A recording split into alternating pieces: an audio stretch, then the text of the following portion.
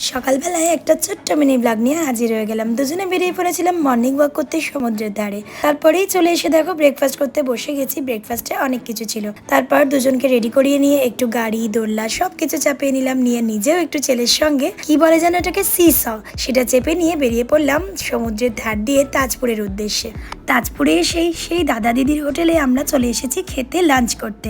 এখানে নানান রকম ভোলা মাছ, আমুদি মাছ, পমফ্রেট মাছ সব কিছু নিজেরা রান্নাঘর থেকে দেখে নিয়ে তবেই রান্না করাই। আর এখানে দেখো তোজবাবু সি বিচের মধ্যে নেমে পড়েছে, আর আমিও একটু দোল দুলুনি করে নিলাম। ততক্ষণে মাছগুলো ভাজা হয়ে গেছে। মাছ ভাজাগুলো খেয়ে নিয়ে আবার একটু সি বিচে হাঁটতে চলে এসেছি। আমার কিন্তু সমুদ্র কিন্তু খুবই ভালো লাগে, আর আমার সঙ্গে আমার দুই ছেলে তো আছেই, আর ওর বাবা সে তো ক্যামেরা করায় ব্যস্ত। আর এদিকে দেখো একটু ডাবের জল খেয়ে নিলাম, নিয়ে ভোলা মাছটা অলমোস্ট ভাজা হয়ে গিয়েছে। তারপরেই লাঞ্চ দিয়ে দিয়েছিল। লাঞ্চে ছিল আলু ভাজা, আলু ঝিঙে পোস্ত, ডাল, দেশি মুরগির মাংস আর পমফ্রেট মাছের ঝাল। দারুণ লেগেছিল। ও হ্যাঁ, লাস্টে কিন্তু চাটনি আর পাঁপড়টাও ছিল। সমুদ্রের হাওয়া আর এই ধরনের খাবার মন ভরে দুটোই একসাথে খেয়ে নিয়ে একটু বাড়ির লোকের সঙ্গে কথা বলতে বলতেই আজকের মিনি ব্লগটা এখানেই শেষ করলাম। দেখা হচ্ছে নেক্সট ব্লগে। টাটা।